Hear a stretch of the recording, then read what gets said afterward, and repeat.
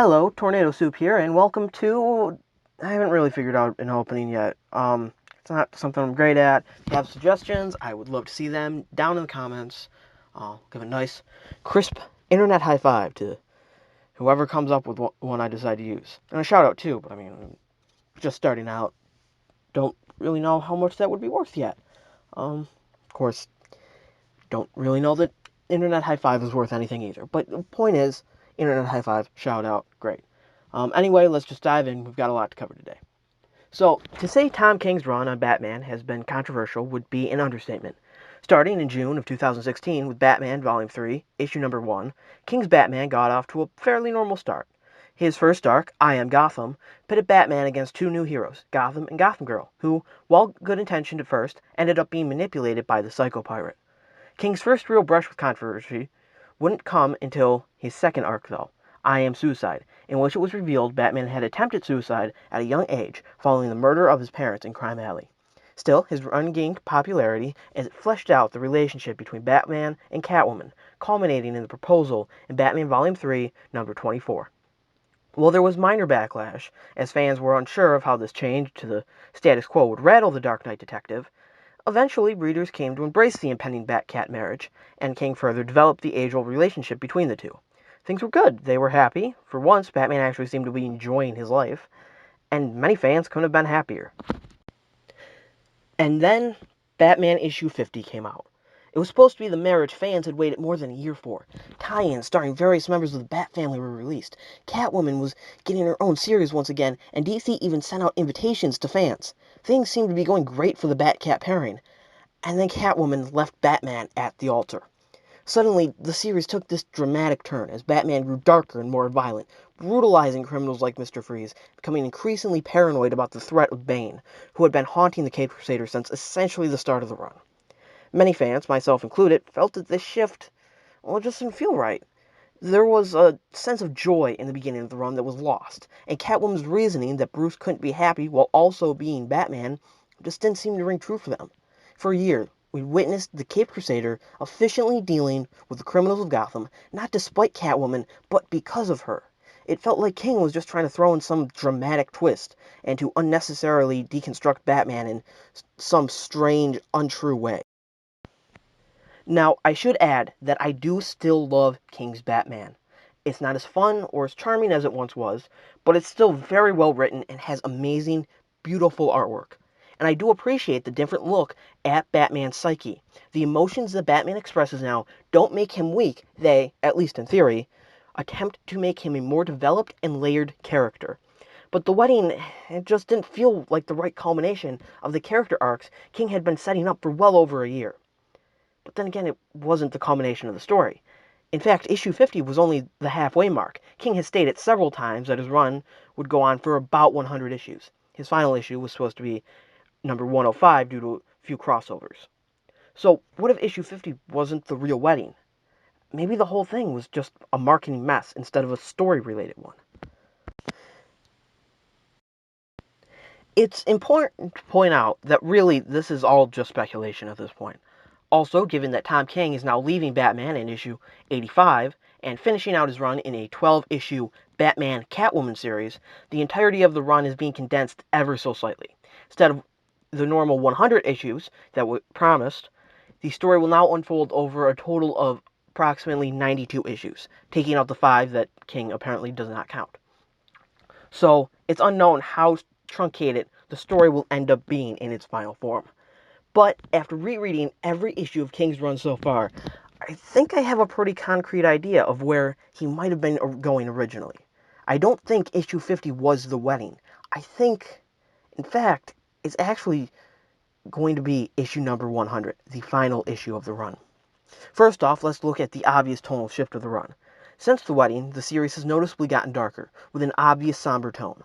Besides the fact that he's distraught and miserable without Catwoman at his side, Batman has gotten far less efficient, a fault especially noticeable when he found himself in the Russian tundra facing off against the assassin KG Beast, who had been able to shoot Nightwing in the head, and the only way to stop this assassin was to break his neck and leave him in the cold to die. Batman working at full capacity never needs to use this, and never has needed to use this kind of brutality. And while KG Beast is by far a formidable adversary for the Dark Knight, Batman has easily dealt with him before. Batman's inefficiency is further shown in the Nightmares arc, where he gets trapped in an Inception-like prison of layered dreams, and the only way that he can get out is by the help of none other than Catwoman. When Bruce finally reaches Catwoman in the dream, when they finally share their dance, he breaks free and easily handles most of the inmates at the actual physical Arkham Asylum, vindicated by the fact that Bane really was after him all this time. So, what if the issues from the last year have been, in a way, worse on purpose? Maybe this is just King's way of proving Catwoman wrong and showing why Batman needs to be happy. In the Button crossover arc, Bruce encounters Thomas Wayne, the Batman from the Flashpoint timeline. Thomas tells Batman that, don't be the Batman. Find happiness. Please. You don't have to do this. Don't do it for me. Don't do it for your mother. Be a father for your son in a way I never could be for you. Let the Batman die with me. Echoing Catwoman's reasoning in an issue that wouldn't come out for another year. And while this issue was scripted by Flash writer Joshua Williamson, it was still plotted by King. It's just one of the several examples of King laying in the idea that Bruce can't be happy and yet still be Batman. But these are only the words. In comics, often images and actions are the most important parts of the story. And King disproves both Catwoman and Thomas Wayne in a single issue. Annual number 2 of the series explores an alternate future where Batman and Catwoman do get married, and, contrary to Catwoman's belief, things actually work out. Bruce and Selina live a long, happy life with a healthy family, mirroring the Silver Age Earth 2 versions of the characters. Gotham finds peace, and, as an elderly Batman rests on his deathbed, he goes into the light, knowing that he's accomplished his mission and, possibly, even more importantly, had a good life. Now, why would Tom King write this if it weren't for the fact that he believed in this future? And then there's the fact that Tom King drew a sketch of what the final cover of his run would be. And yeah, he's not the best artist, and there's only a little bit of detail to work on here, but given that the issue will now take place in a Batman-Catwoman series, we can pretty safely assume that's them in Batburger. So given the narrative pattern that we've seen so far, I think we might be able to piece together a rough outline of the story. Wary, after saving Gotham from Bane, or Phantasm, or whoever the villain in Batman Catwoman ends up being, Batman finds himself with Catwoman once again. They fall into each other's arms and profess their love for each other. Finally, they get married and retreat to their beloved Batburger in order to escape the chaos of the past few months. And from there, well, I guess that's up to the next writer to decide. But it would seem like Batman would have remained Batman, only better than ever with a stronger Bat family and a more positive outlook. This could also potentially match up with the line from King's 5th issue, the conclusion to the I Am Gotham arc. A narrator, who appears to be a future Gotham girl, states that her and Duke Thomas, now husband and wife, would go back to the place in the city where her brother died fighting the Justice League. She says, quote, "Remember that this is where it started. The origin of Gotham Girl. The death of Batman."